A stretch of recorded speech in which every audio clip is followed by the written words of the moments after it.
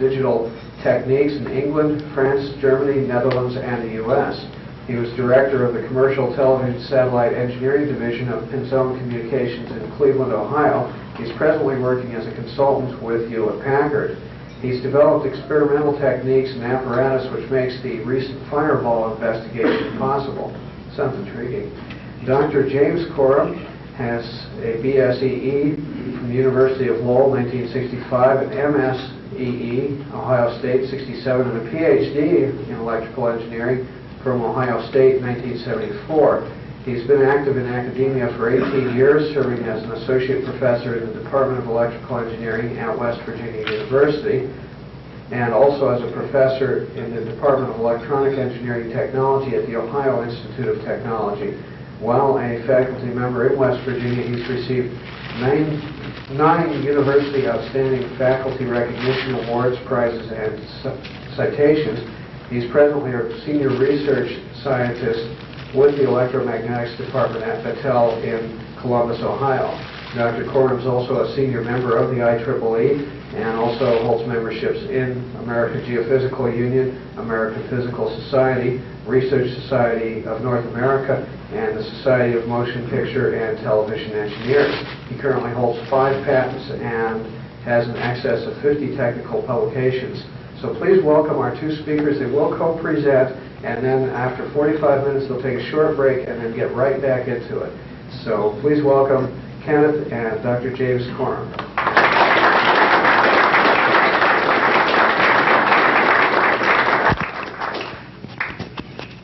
May have to pass this back and forth. That's for the taping. Okay. I'll be working over here.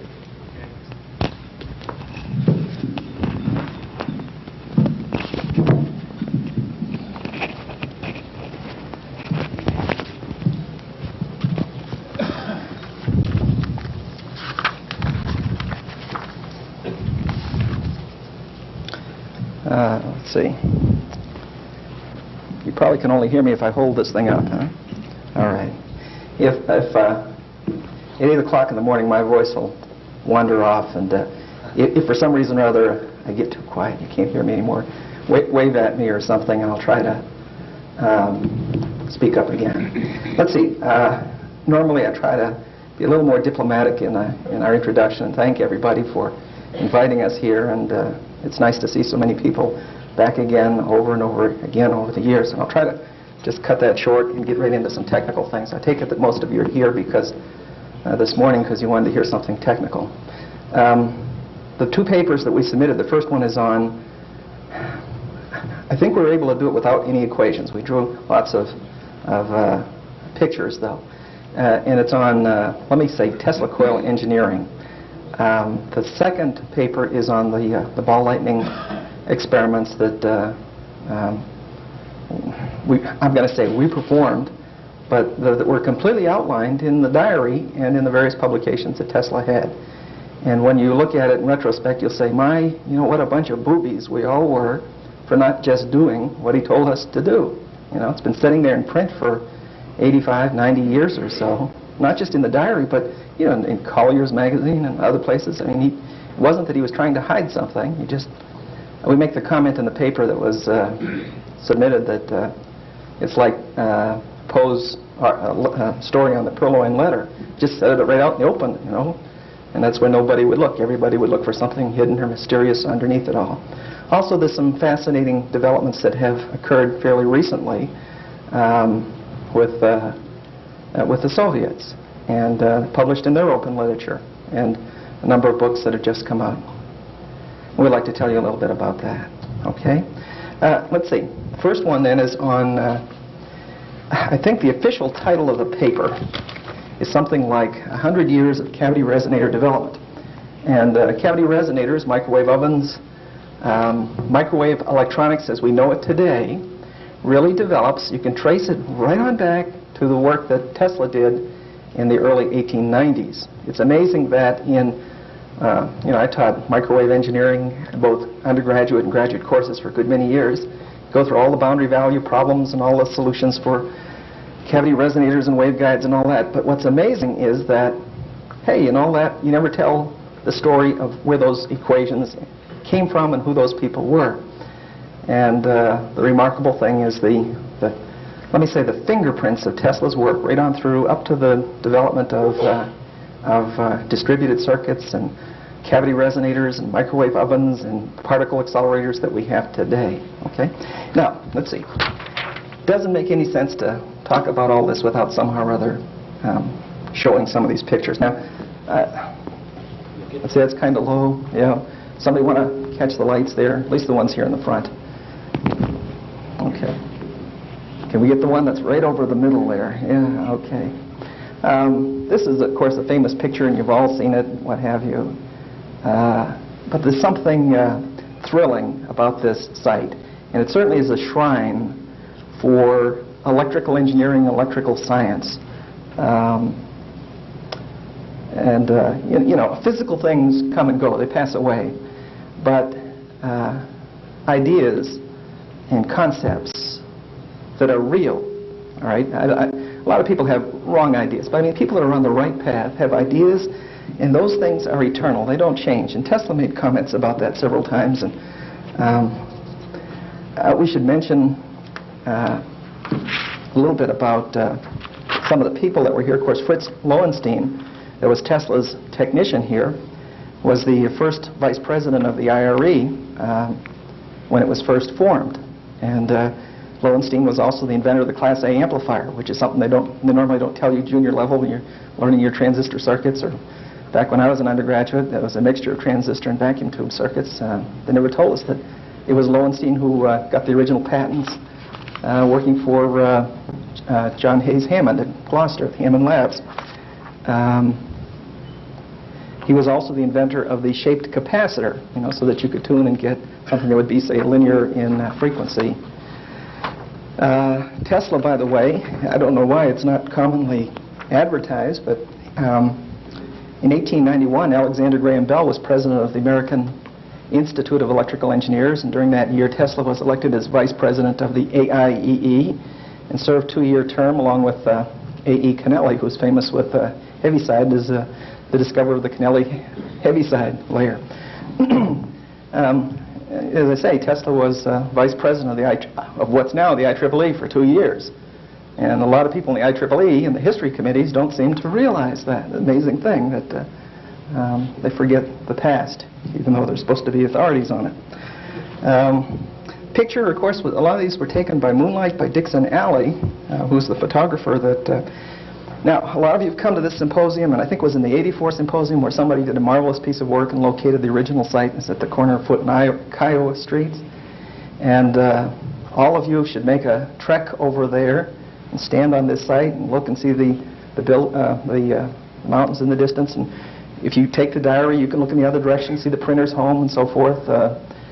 But also in the background, you can see where there was a lake. And if you've got a rental car or a map of Colorado Springs, you can see Prospect Lake, which shows up in some of these pictures in the background. You can see where there's ice on the lake. Well, where did RF start? Some of you will recognize some of these from previous years, but that's okay. I have to start at the beginning and come forward to the circuitry that we'll be dealing with. RLC circuits, the second order, yeah, we want at the top. Start with Lord Kelvin. He's the first guy to introduce the discharge of a Leyden jar into an inductor. It's a lump circuit. Dies as e to the minus alpha t. It's a viscous damping for mechanical engineers. Actually, I think I've got a little quote on there from, or a comment to John Stone. Stone points out that the analysis by Lord Kelvin was not accurate for spark discharged capacitors. And this is where every sophomore in electrical engineer starts. You do the underdamped and overdamped, critically damped case. But I mention that because when Hertz was doing his experiments, what he did was he took the capacitor plates and just opened them out and used the inductance of the structure and used a, can we focus on just a little bit? Used an induction coil here. And this marvelous book that was put out by the History Committee for MTT, the Microwave Theory and Techniques group of the IEEE a couple of years ago, where someone went back and really did quite an analysis of this. It's kind of like a photographic review. Anyway, Typically, he had around 15 kV at low frequencies, let me say 1 kilohertz buzzer here, that would charge up the capacitor plates and reach a point where we'd get an arc here and discharge. Of course, when it does, we've got an RF short circuit. This would, the charge on the structure would discharge, oscillate back and forth, and ring down. And it radiated, of course, at a frequency that's proportional to the characteristic length of the structure. The problem here is this, and this is the reason why I repeat this. How much power could you radiate with a structure like this? You know, Tesla went to Bonn and talked to Hertz, I think it was in 1892, about this. How much power can you radiate? Well, the amount of energy that you can store up on that capacitor is a half CV squared, and C is typically picofarads. Or if you had a really big tower, maybe, you know, 1,000 picofarads or something. And a half CV squared is the amount of energy you've got, and the number of times per second you do that, dW dt, is the amount of power that you can produce. And for Hertz's experiments, the average power radiated works out to be around 25 to 35 milliwatts. And it's right there in that reference. It's also in Electric Waves on page 40. People will quote and say that, well, Hertz was using about 16 kilowatts, and it turns out that that's the peak power that he had at 50 megahertz. But that's not the average power that's radiated. From an engineering point of view, that the 30 milliwatts isn't too exciting.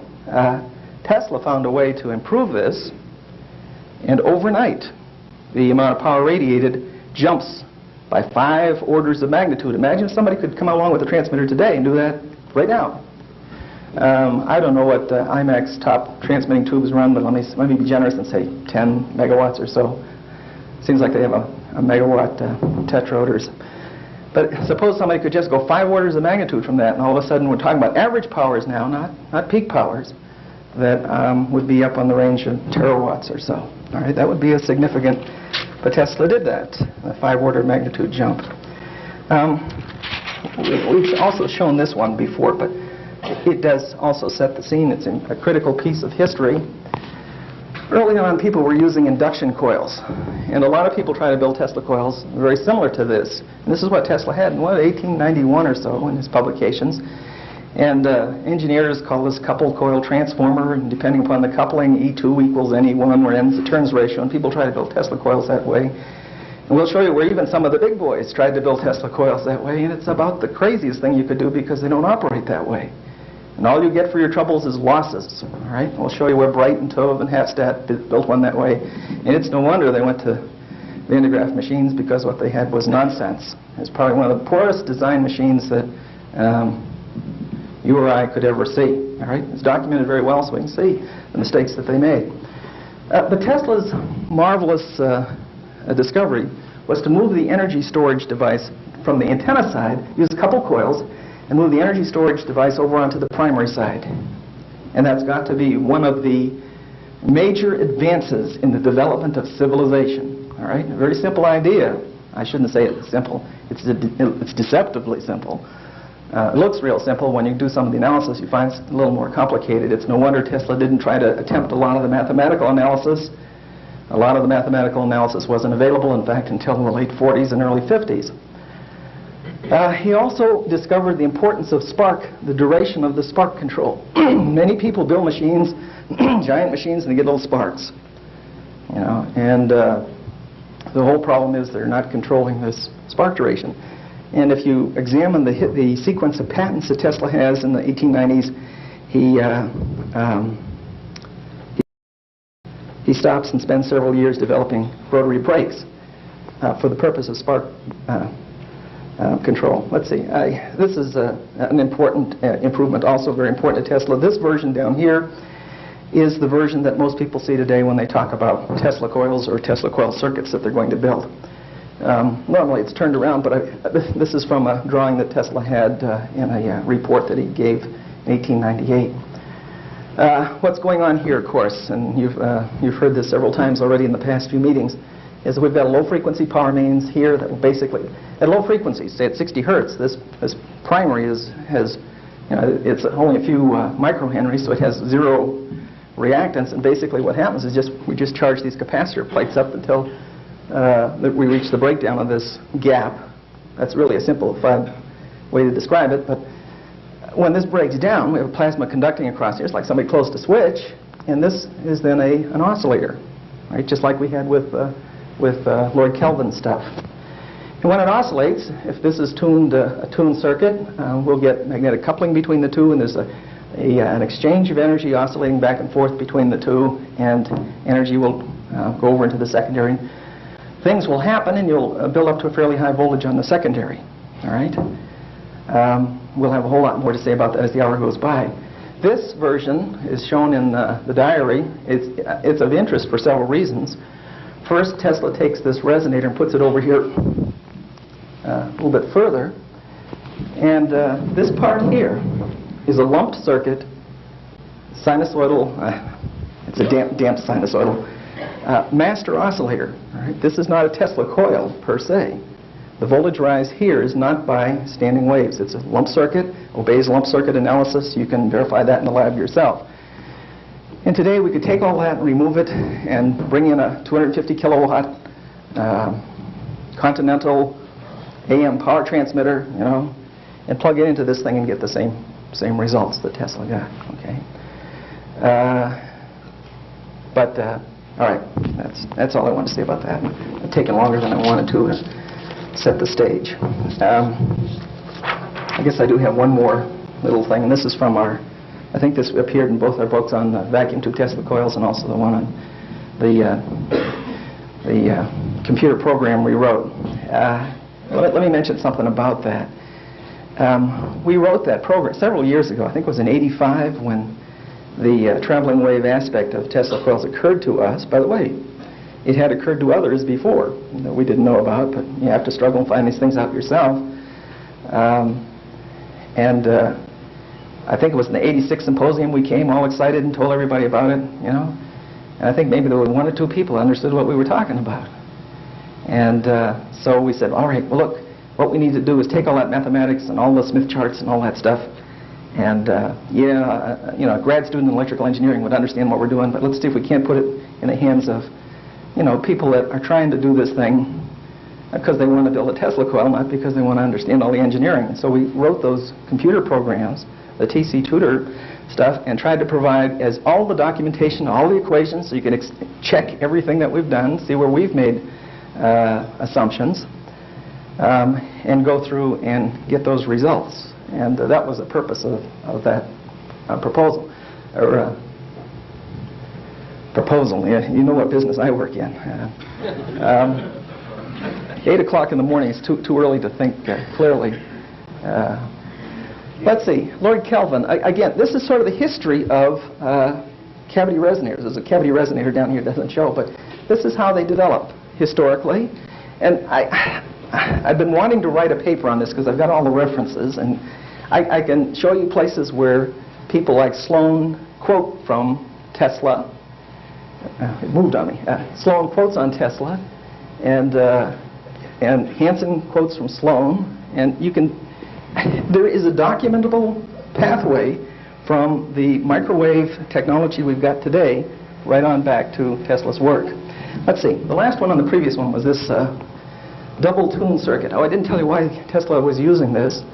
And by the way, this isn't really drawn correctly. I mean, this is counterset, but that's okay. But we've got one circuit that oscillates and rings down, while the other one's charging up, and then this one oscillates and rings down while this one's charging up. And we could have used more. We don't have to stop with 2. And in fact, Marconi went to more. I think he patented a version in the 1907 or 19, where he had, I think, 7 of these guys to try to get 2 things, a sinusoidal wave, and the second thing is more power. You say, well, that's kind of a primitive idea. No, it's not so primitive.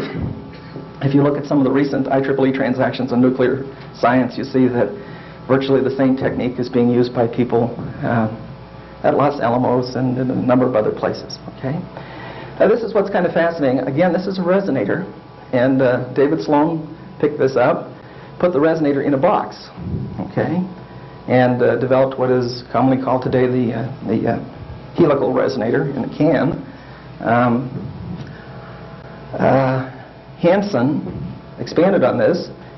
Sloan's work was done at around 40 meters, around the 7 megahertz, 40 meter ham band. And Hansen pulled this out straight, still got the resonator in the box. This is still electrically a quarter wavelength long. We still get voltage rise by standing waves. And then Hansen kept shortening as he's going up in the microwave region, he kept shortening this, and all of a sudden he ended up with an empty box with a little link couple on the side, coupling with a magnetic field. But the resonator still works basically the same way. It's still a distributed circuit. The voltage rise inside there is the same. This is, in fact, this is a Tesla coil. All right? The physics that describes this is exactly the same physics that describes this guy. All right? We do it with the same Maxwell's equations. We have the same kind of modal analysis. The field structure is a little bit different, but the physics, the physical principles are exactly the same. There's one more I like to talk about down here, and that's when we do the whole Earth ionosphere cavity that was postulated by W.O. Schumann in 1954. And that's probably the grandest cavity resonator that I can think of that we can get our hands on. I did read in the about 20 or 30 years after Schumann's work, somebody postulated a cosmological model in which the whole universe was a cavity resonator. And it was a very fascinating theory. It was even mentioned, written up in the New York Times Sunday magazine. So. All right. Now, that's a little bit of history. Let's get down to something useful here. Okay, well, hold this a minute. Let me take this off.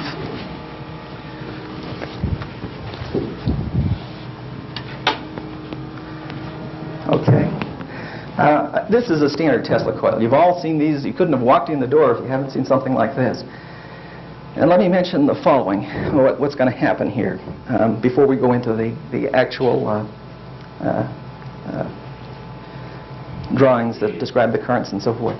Again, we're going to charge up this primary. There's only a few turns, and 60 hertz. It's low reactance, so that low impedance, so that the whole voltage will basically, a very small voltage drop here. The whole 60 hertz will appear here, and we'll get a conducting short here at RF, and we've got an oscillator that will drive this guy over here.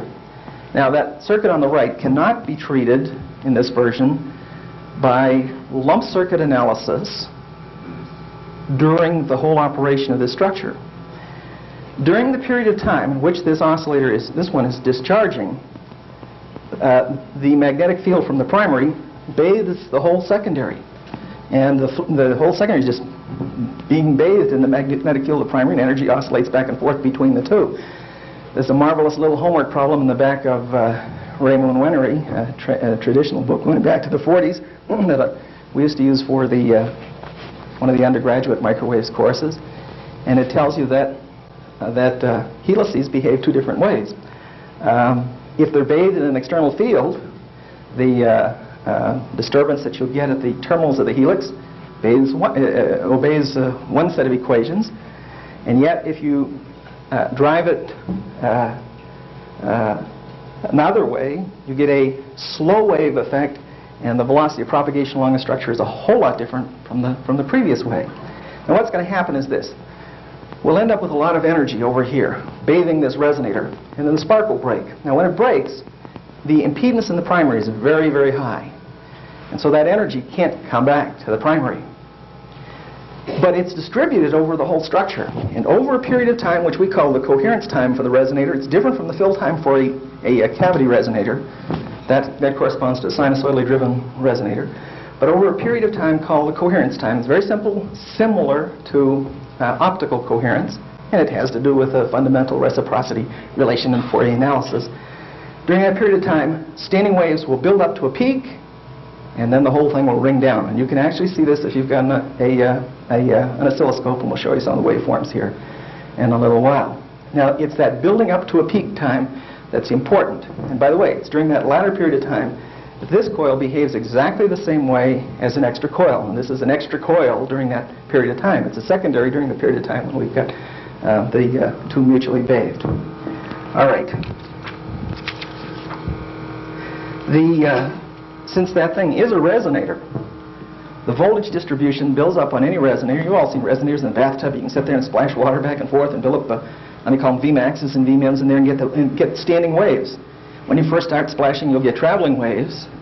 And as the waves travel back and forth, they'll begin to interfere, and just like in optics, cause a diffraction pattern. And the interference pattern builds up to Vmaxes and Vmins, and the position of the nodes will stay in the same places, and the voltages will slosh up and down. The Vmins are where the RMS value is the minimum, and the Vmax is where the RMS value is the maximum, either positive or negative without sloshing. Yeah. Here's a curve from a recently published Russian book. I don't know if you can read Russian. The thing on the left you recognize is just a, this is the book called Industrial Accelerators by Abramian at Abramian at, he's now at the Institute for High Temperatures in Moscow. This thing on the left is just a standard Marx generator. By the way, Tesla patented the Marx generator in 1897. All right? The language is described, I think the Marx got his patent on it in, I believe, 1924 or so. And apparently the Germans don't read, or weren't reading English, American patents at that time. But this very structure is described in a 1897 patent. The language, I think there's only like 2 or 3 claims in that patent that describe this thing exactly. I'm not talking about that one today. Here's the resonator that Abramian has, and notice this is the voltage distribution. And I don't read Russian, but I've got a number of friends that do. And the language down here basically says the thing on the right shows the voltage standing wave. Here's the resonator, a Vmin at the base, Vmax up at the top. It's a capacitively loaded transmission line. Here's the primary that goes in here, and this would go off to the capacitor and rotary breaker, or whatever other pulsing circuit we're using. And they're showing here the voltage rise waveform on the resonator. It's interesting that, by the way, this book has been translated into English. I think it's available through Hemispheric Publishing. It was translated within the last year or so. Oh, let's see. The caption on the bottom says, "Scheme of sources of pulsed high voltage and shape of generated voltages," and the reference is Industrial Accelerators by Y. Abramian, 1986, on page 73, if you want to. You can probably find that at your standard engineering libraries. This waveform is an important one. And this is the standard lump circuit analysis that the best presentation we've ever seen on this was in,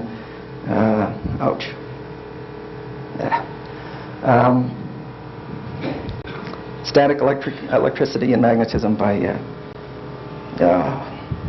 I can't think of his name. Smythe, yeah. Smythe has an outstanding presentation of this in the transient case, including losses. That's why I say it's outstanding. Skilling's famous book on traveling is a transient analysis. Does the same situation without losses. When the capacitor charges up and that break first breaks down and conducts, the primary current is what we've drawn above, and the primary current, secondary current below here. Both circuits are behaving as lumped couple circuits. And notice there's a phase shift here, and you've probably seen this kind of thing with coupled springs and pendula. There's a famous mosque in Iran. There's 2 mosques that are side by side with a walkway between the two, and they actually behave as coupled oscillators, and their displacement of the oscillators actually behaves like this. And I guess for a good many years it was thought of as being sacred. And a bunch of civil engineers from England went down there, I think in the late 1800s, to examine what was going on, and came back completely baffled. Depending upon the coupling you have between the primary and the secondary, you have this oscillation of energy back and forth. Notice that the envelope goes to 0 at a certain time, which means that we're trapping all of the energy over here in the secondary when the secondary has maximum amplitude of current. In the low loss case, you can go through and compute what this is. In the computer program that we give you, we do the completely lossy case, so you can get a very accurate calculation of this. The time between beats here is 1 over delta F. That's what the big T sub B is. If you had a spectrum analyzer, or if you know a little bit of arithmetic and compute the Fourier transform of this to get the spectrum, this is what you'd measure with a wave meter back in the old days, but what you'd see with a spectrum analyzer today, you get this double hump thing, and with a lower frequency and upper frequency that are both displaced from the resonant frequency. I've assumed that the 2 coils have the same resonant frequency when they're infinitely removed, and then we brought them together, and you get this double humped circuit. And depending upon the coupling, those humps will move together, move apart. Rated critical coupling, I guess it's just a little bit after critical coupling where they begin to diverge. Again, this is predicted on the basis of lumped coupled circuits. Okay, and this is classical analysis that you find in many places.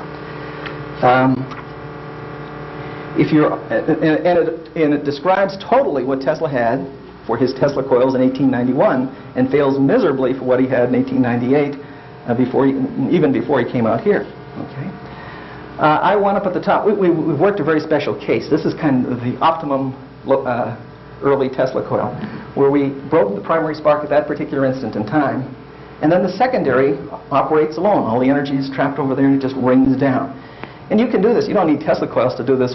Just like IF cans at 455 kilohertz in a regular receiver do this kind of thing. This is a transient response. And just couple tuned circuits to this. Notice it built up and then rings down over many cycles. Okay.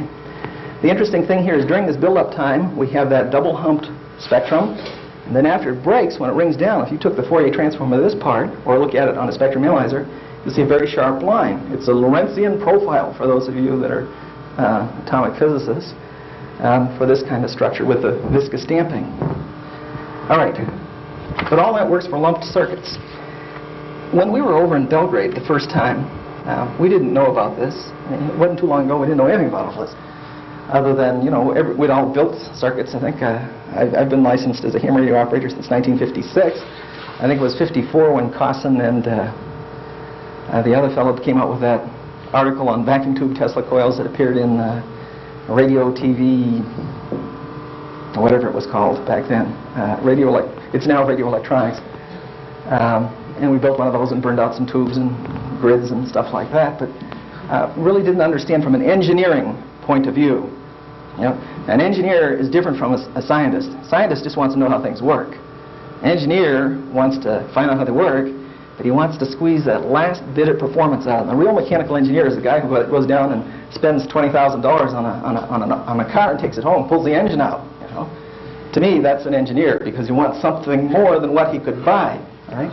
Now, the first time we went over to Belgrade, Dr. Marincic pointed out to us a reference that we'd overlooked, and it was one that was it's listed, by the way, in the diary, and it's that paper by Fleming and Dyke. And they have a very fascinating discussion in there that describes this very phenomenon that we have here. By the way, everything I'm telling you today is in the paper. We gave it to Steve Ellswick when we came in here on the first day, so that this is all documented, and I suspect that eventually you can all get copies of it and see everything that we're saying. What? What? No? In 2 years from now, right? Okay. Look, here's what's of interest in the Fleming and Dyke paper. When they took a wave meter, right? Now, a wave meter is a tuned circuit with a little indicator on it, and as you change the frequency, you can get relative amplitude of the response. So it's equivalent to what we'd use as a spectrum analyzer, except for the fact that it can't show you stuff in real time. Right? It does a long time average. They measured this solid curve, which has the 3 humps. All right? And there's an interesting discussion that goes on in there concerning the duration of the spark. And Eccles discusses it also with Dr. Fleming. And but the upshot of their long discussion is this: that the dark curve that Fleming and Dyke measure is actually made up of these 2 separate curves. And during the period of time when the primary spark is conducting, and both circuits are interplaying, and we're getting that for those of you that are ham radio operators, you recognize that the spectrum that we had down below there, and that was a double sideband signal. All right, the Fourier transform of that oscillating exchange signal is a double sideband signal. During that period of time, when the primary spark is conducting and the entire resonator is being bathed, the structure is behaving as a double sideband oscillator. We've got the 2 humps at 2 separate frequencies.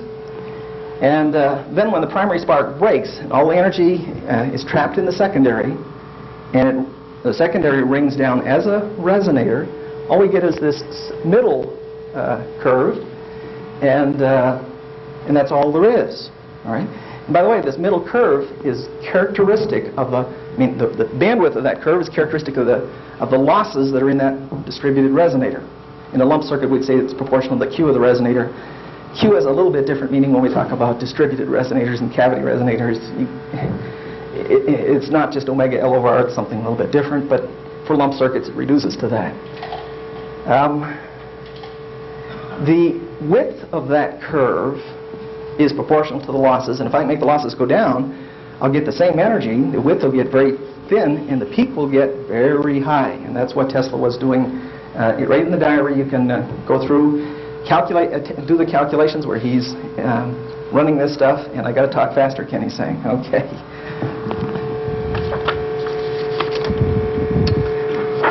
Now, here's something that is very exciting, all right, that Fleming and Dyke missed.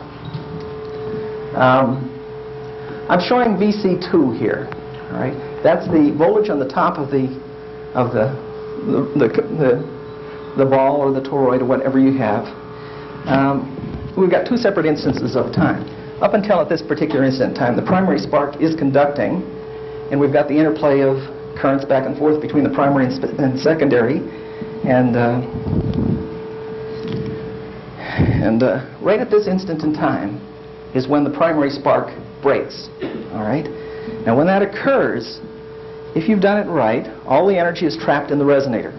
All right. And with that Tesla coil, we're now going to make the transition from lump circuits to distributed circuits. And with all that energy trapped over there, and it's distributed almost uniformly over the whole coil. I should mention, for those of you that are EEs, the best analysis of coupled transmission lines was given by R.W.P. King. It's the same King that did the thin linear antenna up at Harvard, and whose grad students are now doing the electromagnetic missiles and all that stuff. But King has an outstanding treatment of that in the late 40s in the Proceedings of the IRE. There's 3 papers in there where he discusses that distributed resonance. But when that energy is trapped over there, what happens is you go through a period of time where that energy starts to build up standing waves. Now, while it's building up, it's also being dissipated. And so you reach a point in time where the standing waves have reached up to a maximum, and then all of a sudden, or I don't want to say all of a sudden, and then from then on, the dissipative processes in the resonator take over, and it dies down. Again, the primary spark is broken here, and there's this really dramatic rise in the envelope of the voltage in the resonator.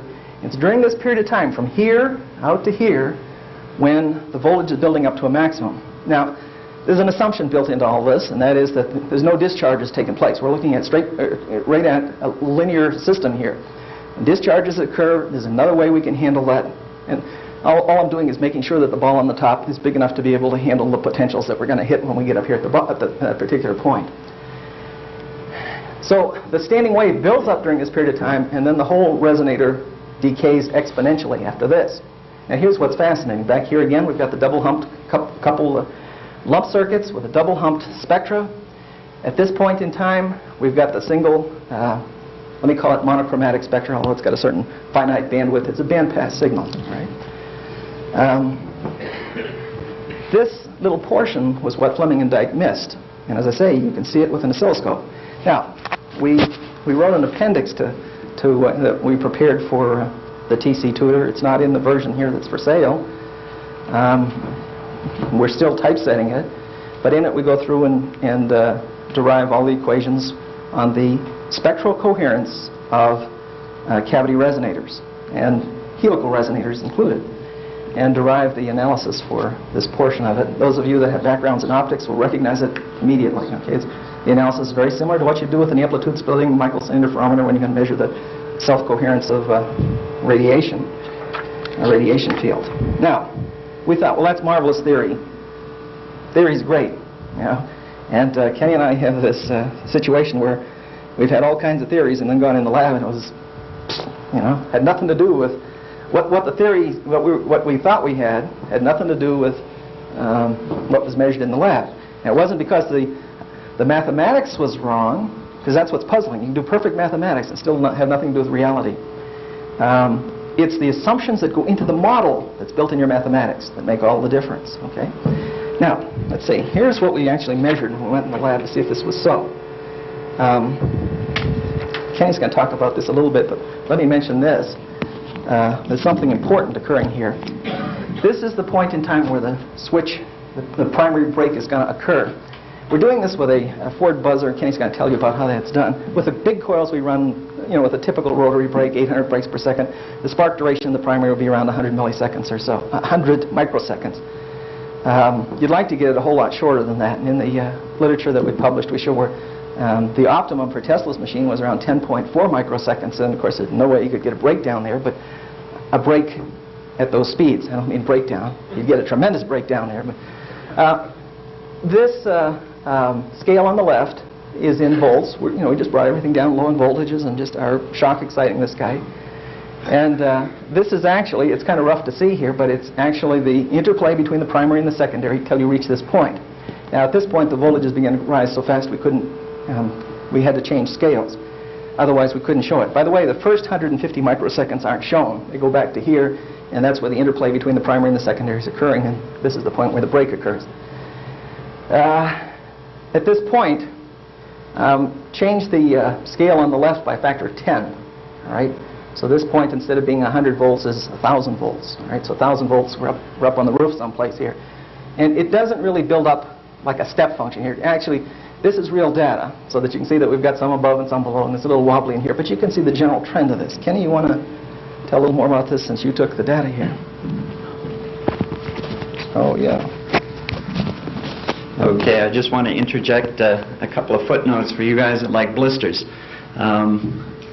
Let's talk about the real world for a moment. This data here was taken painstakingly over a period of about a month, okay, working 16 hours a day just to get this graph. Now what we did to set up the experiment to get this data and take the experiment over and over and over and over again until we could tend to see a trend and coordinate things so we could predict what was going to happen. What we did is we had a very large coil similar to the one that Bill Weissock has out here on display, and that thing would generate 20, 30-foot lightning bolts easily that when we had it in full power, full operation. But what we couldn't do is we couldn't plug an oscilloscope on that huge lightning bolt. You just couldn't do it. The electric fields were so high that the oscilloscope would go nuts even quarter-mile away. You'd get spikes all over the place. You couldn't measure it.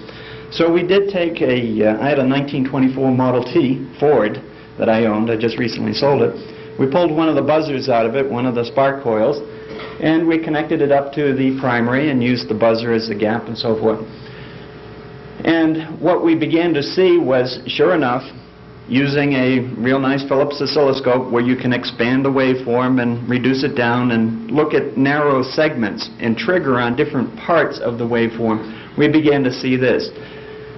The interplay while the spark was conducting, we could trigger at any point, when the spark first ignited to the point anywhere in between to where the spark just went out. We could look at that. And as we began to zoom in, we could see the phenomenon that everybody saw with lump coupled circuits quite easily. You'd get the beats and everything would go along. But what we saw was all of a sudden, right here on the secondary side, this rise. And we said, wait a minute, what is that?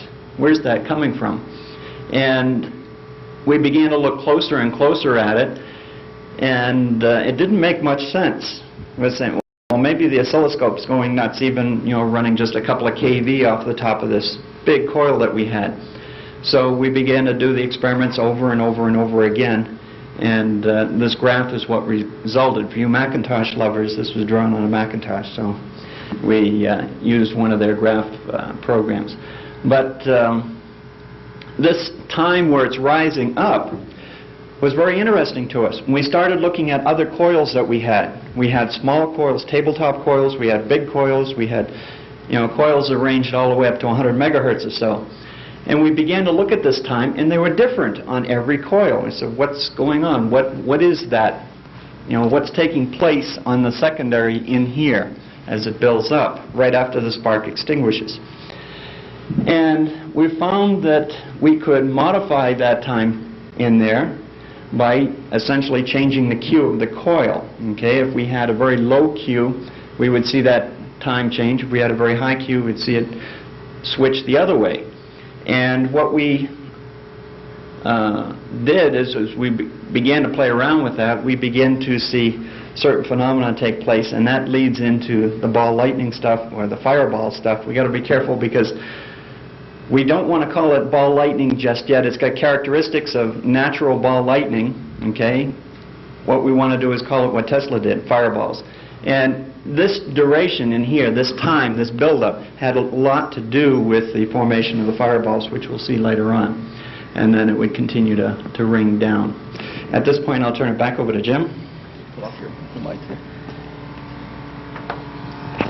I'm going to jump ahead here and skip the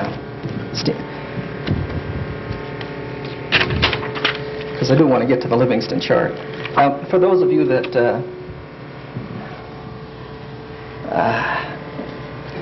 this is from Born and Wolf, and it has to do with the interference of partially coherent waves. And what I want to mention is if I've got fully coherent waves, so you guys that are operators, monochromatic, completely coherent, I can get pretty good interference patterns. If it's only partially coherent, if it's completely incoherent, even though it's monochromatic, I'll get no interference. All right.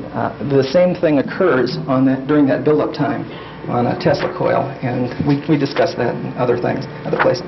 Here's a famous Tesla coil that was built in Germany by Werner Heise back in 1964. My German is nicht sehr gut, but Verlauf, I think probably means presentation or something, I don't know, of spanning the voltage against the earth. So he's plotting the voltage to ground for his Tesla coil. He has marvelous pictures of this thing. I don't have time to talk.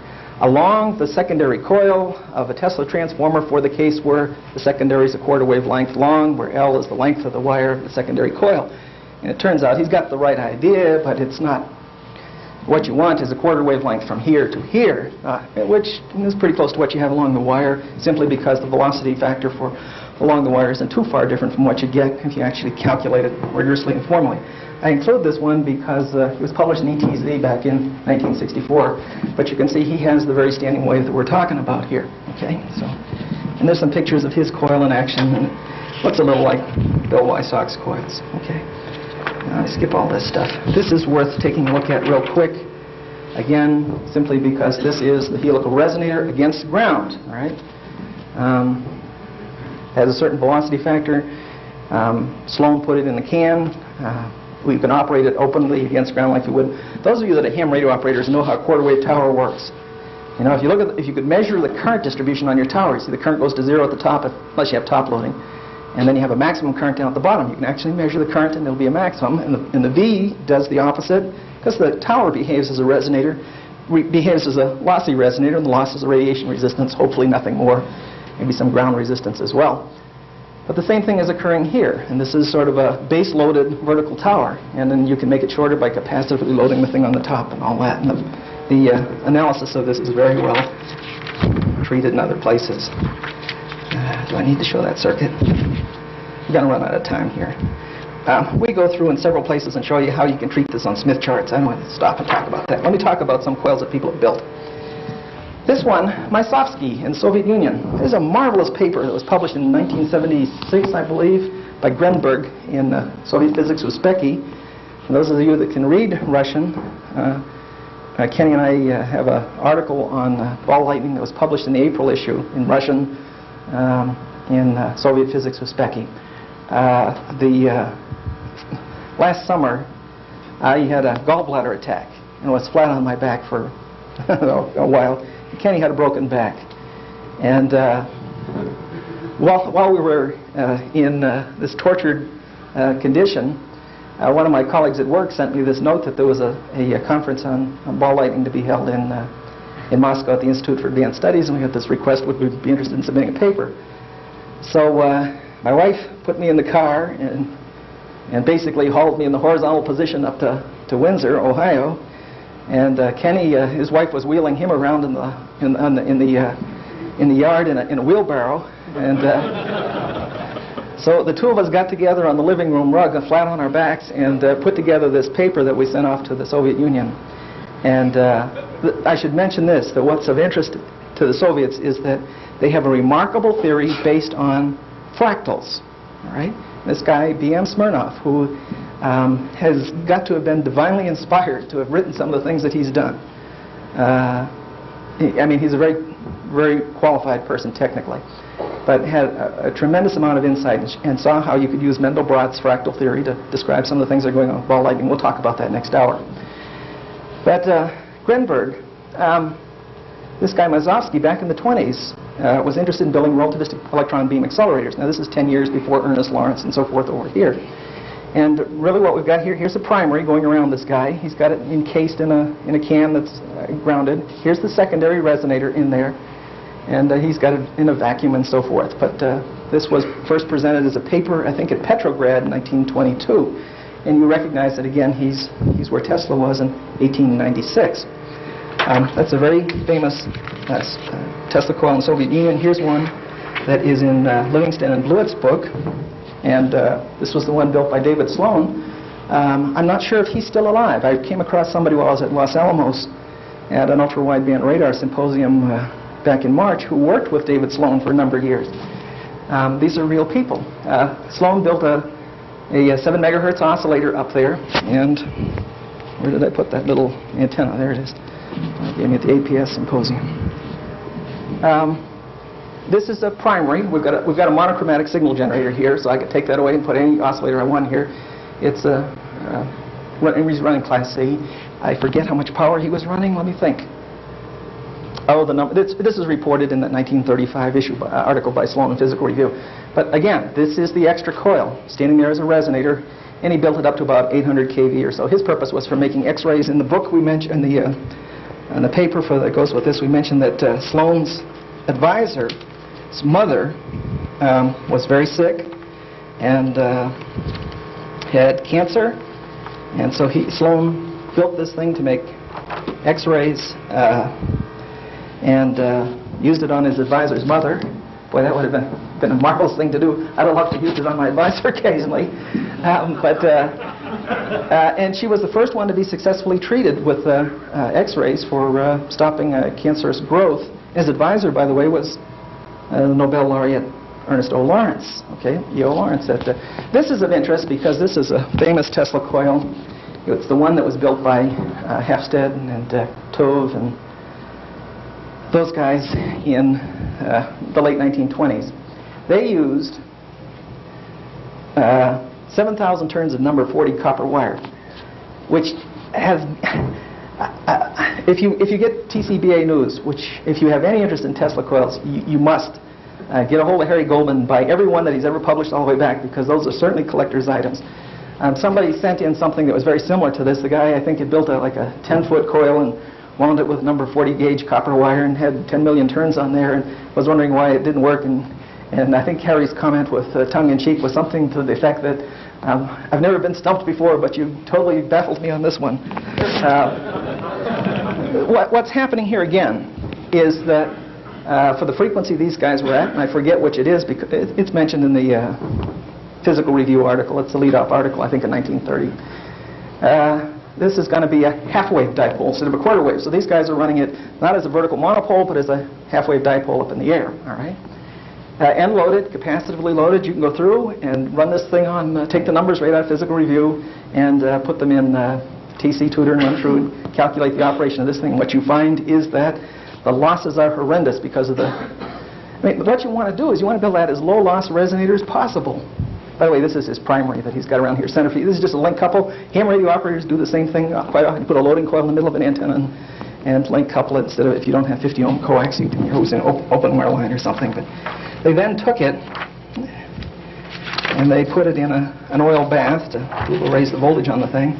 By the way, the capacitor bank in this article is a photograph of it. They built this out of glass windows and tin foil or whatever, the same way a lot of you guys probably have done things in the past. The photograph is identical to a photograph that was published in, what's it? It's something like Wireless Electricity for Boys and Girls or something like that. It's published in 1916. They replicated the same capacitor. I mean, to the very joints. They must have handed it to somebody and said, build one of these things.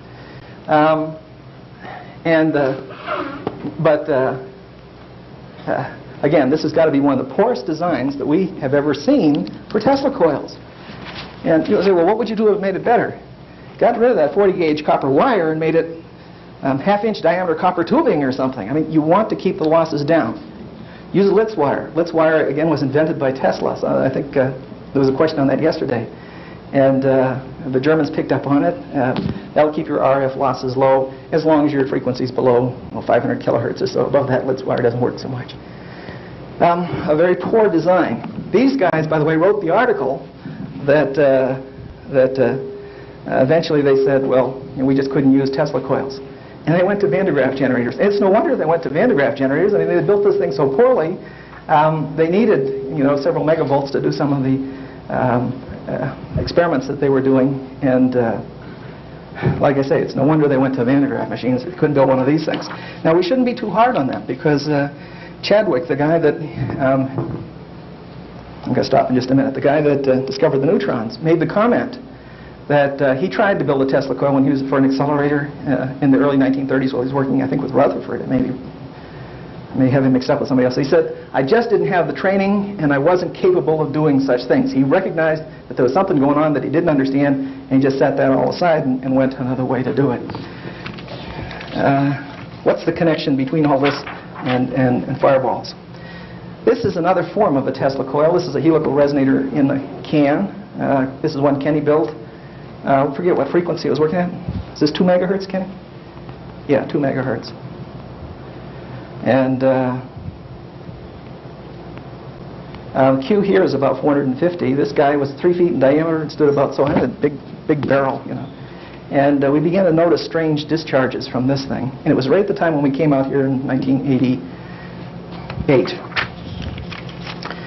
And at that point in time, we were also reading this thing that it was in July, I think, of '88 that Harry Goldman had published this statement in an article called Tesla Tries to Prevent World War II. But he's describing how he made fireballs. And he says it became apparent that fireballs resulted from the interaction of two frequencies, a stray higher frequency wave imposed on the lower frequency oscillations of the main circuit. Now, what's he talking about? This condition acts as a trigger, which may cause the total energy of the powerful long wave, that's the low frequency, to be discharged in an infinitesimally small interval of time and at a proportionately tremendously, boy, don't you like his language, at a proportionately tremendously great rate of energy movement, which cannot confine itself to the metal circuit and is released into the surrounding space with inconceivable violence. Now, this last phrase here, released into space with inconceivable violence, is very important with some work that, it's very analogous to some work that Forrest and Witten were doing on fractals in the early 80s, and I'll tell you about that in the next hour. And then he goes on and he says, well, it's only a step from learning how a high frequency current can explosively discharge a low frequency current, to using the principle to design a system which these explosions can be produced by intent. And Kenny and Leland Anderson and I and Danny Edwards were walking around Prospect Lake. And Leland made the comment. He says, it's amazing for all the Tesla coils that have been built that, more people haven't been seeing fireballs. He says, the way Tesla described them, they almost come off like bubbles off the machine. Why aren't we seeing them? It was a puzzle. We just stood there. By the way, most of the stuff that is really exciting that goes on in the symposium doesn't occur here at the podium. It occurs in the parking lots and the restaurants and the parks and in the airport. It's almost a Roman orgy of explosive intellectual activity that occurs at a symposium. And there we were banging our heads on the wall. And we flew back to Cleveland, looking at the diary, reading this stuff. As you look at the pictures, it becomes obvious what's going on, where Tesla has one primary exciting several secondaries, and he could use easily one coil to discharge another. So we arranged, when we get back, we arranged the circuit in that form. Sounds real, that's an easy thing to say. I think it took Kenny about 10 days to do this. And you recognize those two coils in the center. That's a drawing very similar to what Tesla has in the diary. I forget the page number. Oh, it shows up many places, but I think early in September. Those of you that have a diary, we start reading through September, and you'll see where he's actually got that same kind of circuit. The actual form of that's not what's critical, but the general circuit ideas there. By the way, we publish all the numbers that are measured to completely characterize those coils. So if you don't believe us, you can build your own and see that it's really so. Now that's the end of what I wanted to say this morning. There was a third paper that we were going to give, but Dr. Puglielli from Battelle had to be in the Caribbean this week. I understand there was a hurricane down there. He was right where the eye of the thing is, so he's probably had a good time. But he's a high-energy physicist originally from Brookhaven, and it was also, I guess, in Annapolis and a few other places. And as he began to read some of Tesla's work, he said, boy, you know, he says, some other strange things are going on here with respect to the X-ray apparatus. And anyway, we were looking at this Livingston chart, fairly famous. It's a plot of accelerator beam energy versus year. And Livingston is the guy that started plotting this stuff. Starts around 1930 or so, around 100 kV.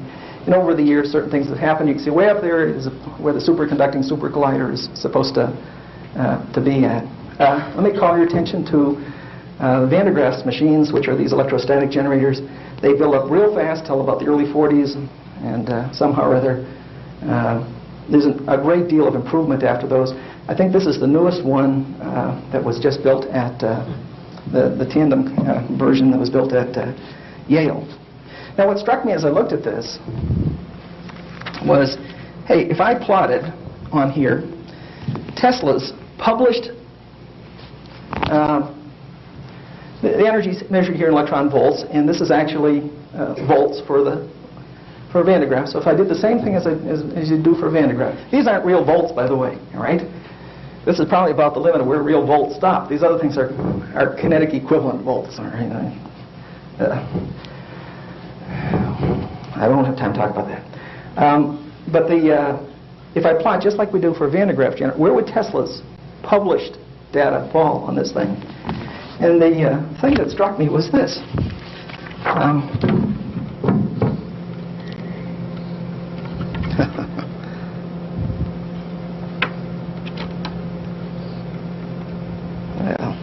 Well, you get the idea.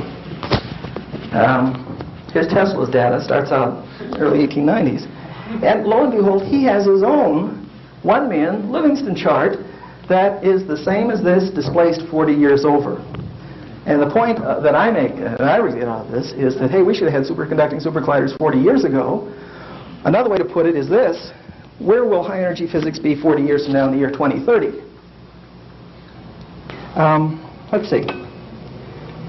We found, when we were doing this, that it wasn't necessary to use 2 coils. You could do it with 1. In the paper that we sent over to the Soviet Union, we just show the same thing with only the 1, instead of using 2 resonators, one to discharge the other. When we built this, we didn't start seeing fireballs, of course, the first time. But where we were in the diary was on page 330. And there's a paragraph in there that says, where Tesla's writing and describing this stuff. He describes it in about 4 or 5 different places in there. But he says, as already noted, a streamer will show sometimes 1 or more points of great luminosity. And what we found out was that we got an arc between these 2 guys. There'd be places where there'd be a hot spot in the middle, great luminosity. That's fairly common. A lot of you guys have probably seen it also with your own machines. But what occurred to us was, he says, in this instance, here described, the streamers were very powerful, and the spots, when they appeared, were about 1 inch or possibly more in diameter, actual fireballs. So in one sentence, he's talking about these hot spots. In the next sentence, he's got fireballs. So we knew we were within a sentence of where he was at. One can barely note a small luminous patch on the streamers. And you'll see some of these slides we're about to show where you can see the bright patch. At least I think you can see them. On the streamer, and the impression of the central portion of the ball. All right, so he goes right from one to the other. By the way, when we were doing this experiments, it was in mid-August of 1988, just after the symposium, and by October or so, we felt like, well, hey, what else can we do with this stuff? And that's when we said, well, can we make them go through windows? People talk about them going through windows, you know.